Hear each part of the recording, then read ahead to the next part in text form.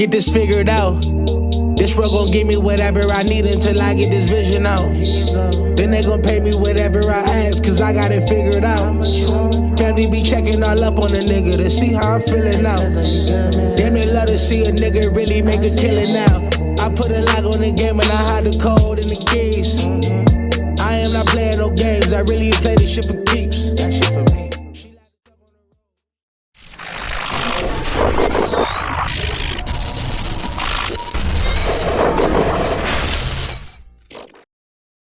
MaddenHeadz YouTube. What's going on? It is your boy, Coach DC, coming back at you today with another video. And today, fellas, just gonna get into a couple of these gameplays. One thing about like playing such a diverse style, not necessarily style, but playing in the different modes of Madden. So I play MUT, I play rigs during my sessions, I play franchise during my leagues, and so you know I play no abilities. You know what I'm saying? So it's like I'm playing almost practically every facet of Madden, maybe except for the superstar and all the other, the squads and all that stuff. So one thing you just get used to the different styles and adjusting from game to game. And so that's definitely one thing I do appreciate about playing a lot of Ultimate Team or MUT this year, is the fact that I've gotten to see, a lot more diversity in terms of styles. I mean, I see a lot of the BS too, so trust me. But for me, it's always a game of adjustments, no matter what's happening, no matter how good it's going, no matter how bad it goes, because it does go bad. You just have to learn how to fight through the different things. And so I'm just going to come with a couple of key pointers. So you guys will notice in a lot of these gameplays, sometimes I'll edit out a lot of this stuff, but I motion a lot. I don't necessarily flip my plays, but I motion. And the reason why I motion is because I'm always trying to identify the coverage. I just do it. To me, that's just a more traditional way to do it, in a more, realistic setting to do it, as opposed to just flipping the entire formation, which during the course of if it's a real game, that's going to be hard to do for all the guys. I mean, they do it, trust me. Their formation shifts, but they're not totally flipping the formation. Well, maybe they are at times. But for me, I motion a lot. And so when I motion, to me, the motion always dictates what the final outcome of the play is going to be in terms of my route adjustments and all that kind of stuff. And so that's just one of the reasons why I do it. That was actually a question that somebody asked me. It was like, why? Why do I motion? They watch it's one of my league guys. He watched a lot of my league games and stuff. And so that was one of the questions. But you saw right there, Madden, they always ask, what was the quality? To me, hey man, I always hit unacceptable. Always. Yeah, I want to constantly remind them, I know the BS is coming the next game. If I win one game, the next game, the BS is sure to follow. But all right, so one that got out of that first game pretty quick. Y'all know I'm whatever, man. But when I see guys in the different uniforms, I always think, I'm like, all right, this guy been on the game for a minute, because if he gets the different uniforms, he's using his coins to get uniforms. So apparently he has all the players, he has everything. All right, but anyway, y'all better get that box defense. I appreciate you guys who came in this week, and y'all must have heard me say it in the last video. It came in because there was a big influx of guys who came in and got the box defense concept, and I have gotten feedback from at least 2 of those guys, and they're like, Coach, man, this is phenomenal. This is what they've been looking for in terms of zone coverage and trying to take away things. Man, that pissed me off right there. That pissed me off. So y'all have, hey, man, I think I'm I ain't gonna say that. Yeah, man, I rage funny. My rage is like, all right, when I rage, I'll just basically just sit there and look at the controller for a second. It's like, sometimes I yell, But every blue moon, I'll just sit there and look at the controller. But yeah, man, he got that post in there. I was not happy about that. And so in this game in particular, just through his front, I'm looking at, I was determined. I'm like, okay, I'm going to come out, try to spread him out a little bit. I saw he wanted to play an aggressive blitzing style, but of course, you see right there, motion dictates man-to-man, which dictates the routes essentially that I put on the field. If I see man-to-man, trust me, it's a curl route coming at you somewhere. It's on the field. It may not necessarily be who I'm throwing to, but to me, man-to-man cannot stop curl routes. I don't care if you play underneath. Basically, you're going to have to manually guard that yourself. If, that's just how I look at it. If the way I throw it, you're not going to stop me man-to-man too long, because I'm just going to keep running curl routes. And if I get enough time to put it in the right, drop it in the right spot, yeah, it's going to be really tough to knock out. So you see right here, he's staying in man. And so I'm just steadily pacing myself to get down the field, taking my time, running the football when need be. If you see, I'm able to get my center or get my guard to the second level to take care of that linebacker right there. The inside shed stuff is never a problem. You can just easily double team that guy. But you can also, I have a virtual coming out before I go on vacation at the end of next week. It's called, it's pacing. And so I'm going to show you guys how to pace your running backs when you're, getting the handoff. You're going to pace yourself so that you can avoid the inside sheds and you can avoid some of the terrible blocking that happens in this game. And a lot of times the terrible blocking happens because we're either hitting the hole too slow or hitting the hole too fast, or we're not hitting it just right. Wow. Yeah. But anyway, so right here you see me, I'm just struggling and fighting right now. I'm up by 7, and this guy, his offense, it was okay. But one thing about like running the box defense is once I can catch on to your general route pattern, what you like to do, especially in the longer down situations. Oh yeah, I'm gonna choke. I'm gonna actually make sure I have my guys at what I perceive is the right spot, and I'm gonna always, look out the places that I feel like are open in the zone. And so in this third, y'all see that's 2. All right, so in this third game right here, this was a good one because this guy actually played a more fundamental and basic kind of style. And like I said, those are the guys that I have problems with. It's not the meta people.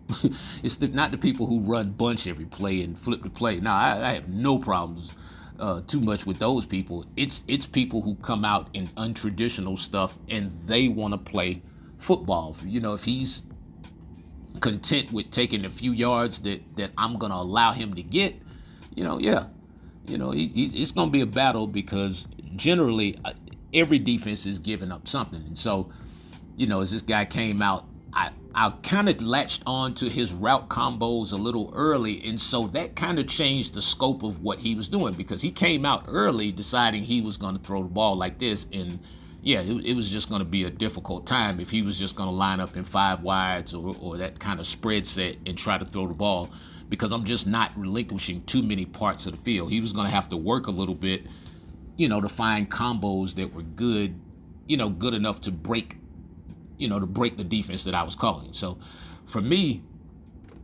anytime a guy turns the ball over, I try to make sure that I am going to get points. I'm going to capitalize off of that turnover. I'm not going to be too risky, especially if it's a first drive. If I can turn him over the first time that he gets the ball and he gets the ball first, if I turn him over, yeah, I'm coming down the field, and I'm just going to steadily pace myself, make sure that I'm playing for yards and not touchdowns. That's an example of pacing right there, as you see him shoot the gap but not able to make the tackle. I'm just going to make sure that I'm efficient offensively enough to get, points on the board. And so one thing is I'm not really, I used to, but right now at this present state, I'm not turning the ball over a lot, especially not not at least with interceptions. And so Madden's remedy for me when I don't turn the ball over with interceptions is they're going to try to make me fumble, or, it's going to be some silly stuff. But, I was able to get the points on the board right there. And so on his second drive, he's coming out, and so now he's determined that, okay, he's going to run the ball or he's going to run the quarterback. And so for me, that's an adjustment unto itself, because when I see people do that, I have to decide. You see right there, he had no intentions on throwing that pass whatsoever, and you see me just totally lose control of my user right there. That was terrible. But once the game turns into this, and now it's just a game of yards. And so you have to adjust accordingly, especially when you have a guy, this Michael Vick version, or this version right here, this guy, he's ready to take off. He's ready to roll out. And so what I try to do with my zones is, again, to make sure that I have some guys maybe short. If I can, have some guys short. So if he rolls out, the worst thing that's going to happen is he's going to run right into one of my defensive guys eventually. Right there, I don't know what in the world happened right there. Again, my user right now, it's almost like Madden gets you to a point where you can't control your user, especially on third down on certain plays. Either they're not going to let you make the adjustment, or your user's going to be real slow to where, I'm not able to move around and choke off the routes exactly the way I want to. And so he's basically just taking Michael Vick and Derrick Henry at this point, and he is like trying to bludgeon me to death, just trying to get his point. So we get him into this 4th and goal situation right here. We come out and to me, I felt like he scored on one of those plays, but they said he didn't get in. Trust me, I know the feelings happened to me. And so right here, I felt like I called really good defense on that play. He was able to get it. He threw the out route. I had 2 guys standing there. Neither one of the guys on the outside reacted, but he was able to get the ball, to his tight end right there and get him out of harm's way. And like I said, first play I come back out and there is the fumble. And like I said, once I stop just offering the ball to the defense every other play because I'm trying to get clips, and I just determined I'm going to sit back and play football, the turnovers cut down. But then again, all the other incredible stuff happened. Look at that right there. Now that was crazy. I don't know if he meant to do that or not, but that was a great move by Vic. Right in the middle of the pocket, able to spin out, pick up a few yards. And so now it's 3rd and 3. And so again, I'm still, I actually called a spy on that play. I spied one of my defensive linemen, and what he did was he went and was tucked behind the hook curl guy and just got trapped behind him and stood there. And so right now he's driving down. He's 3 of 5, 20 yards. And I thought he got in on that play right there. Algie Crumpler, ex-Falcon. I thought he got in on that play. They say he didn't. So now it's 4th and goal. So I'm like, okay. One thing I like to call down here, I know a lot of people, guys call this, when they call goal line, I generally will call, especially if I feel like it's going to be a run, I'll call the 5-3 version of goal line. I think there's a 5 version and a 6 down lineman version. I'll call the 5 down lineman version. To me, that's better at stopping the run, but it's less efficient at making adjustments, for the pass if you need to be in this situation. If you're stuck and you don't know what the guy's doing. So right there, you saw him slip another one right in the middle of the end zone. I felt like I was going to catch that for a half a second, and then I saw the safety start peeling over. But at this point, hit him with a little high pass right there. Good positioning by Darnell Washington. And right now I'm confident because I feel like I'm gonna get down the field, in enough time. But I wasn't paying attention right there, and then it's like I got caught in between a play and I forgot. I was gonna try to kick a field goal and I just got caught, just not paying attention right there. But anywho, got the ball back at the half, and so now I'm just driving down the field. And at this point, he missed. I forgot he missed the extra point, and so. I'm just like, all right, let's just get down the field, get a touchdown, go up by 1, and then play good, steady defense. Right now, his defense he's kind of sticking to his guns of what he's in. And so, again, I'm just steady. Right now, at this point, I'm trying to run the ball. He played good D right there. Felt like I could have got around that guy, but, once again, just the block shed was a little bit too much to bear right there. Tried slipped Doug up the middle a little bit, came back on the next play and just picked up the first down. So now I'm really playing to get yards, and because I realize how important this drive is. You know, a lot of times when you're playing guys and you spread them out, I like to call formations that's either going to give you a problem from the matchup standpoint. As you see, that was nasty right there.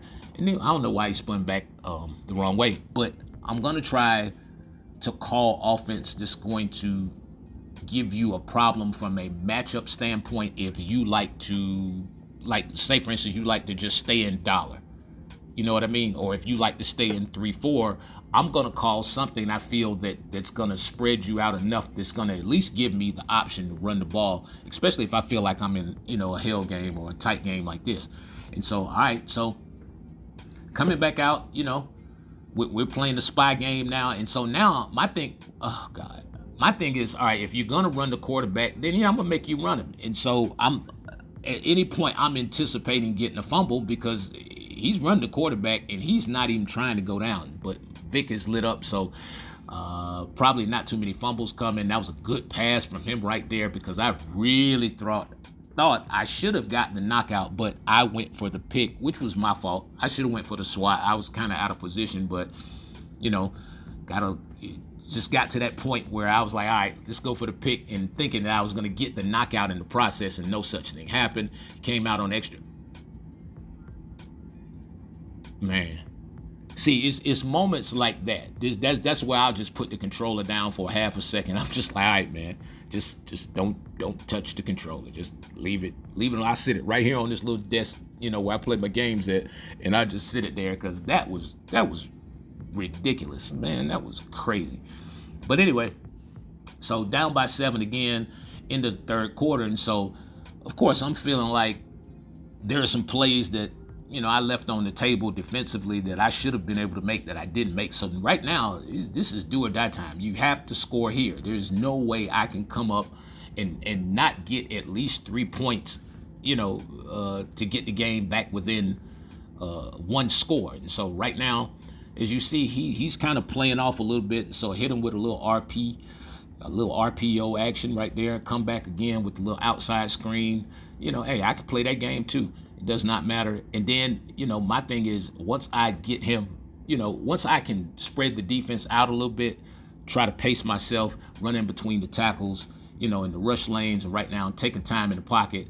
Good pass right there, man. That was a good pass by Doug Williams, man. That was an excellent pass. I really, for a half a second, did not think I was going to get that in there. 3:22 left. Got Derrick Henry in there, running in between the tackles, nice and strong. One more time, pacing, fellas, pacing. Trust me, that video will be out before next Friday. Just to be able to hold yourself into the, like I said, you have to see the hole and determine what's going to get you through the hole. Sometimes you'll need speed, sometimes you won't. And so you have to kind of determine that from the way that the defense is playing.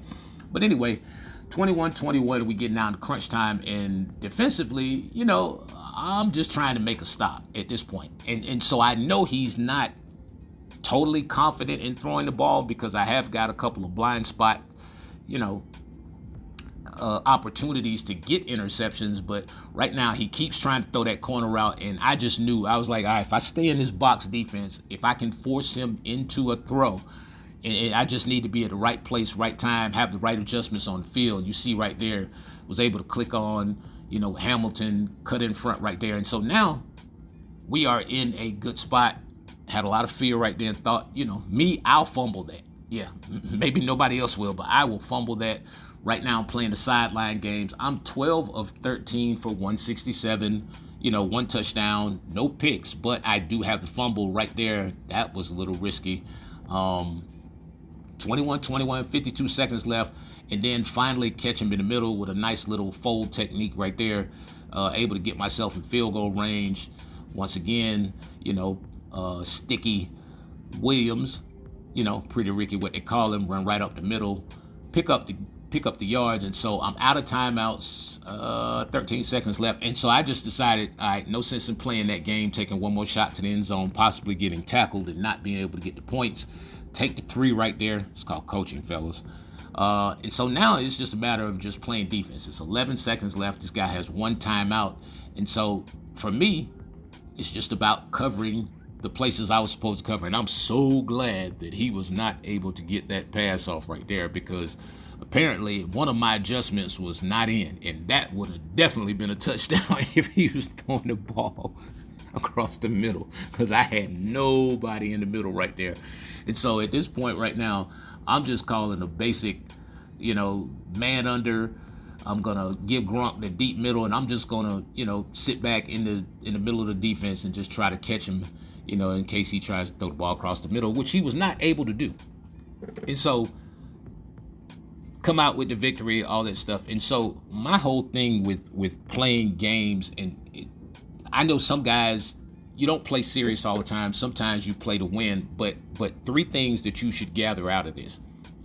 If I were you guys, I would start motioning before the play, not necessarily always flipping the play. Even on running plays, you want to motion. You want to get into a sort of a rhythm with your offense. And to me, I'm trying to train the defense as to how I want them to respond. I'm going to see how they're responding on a consistent basis to the things I'm doing.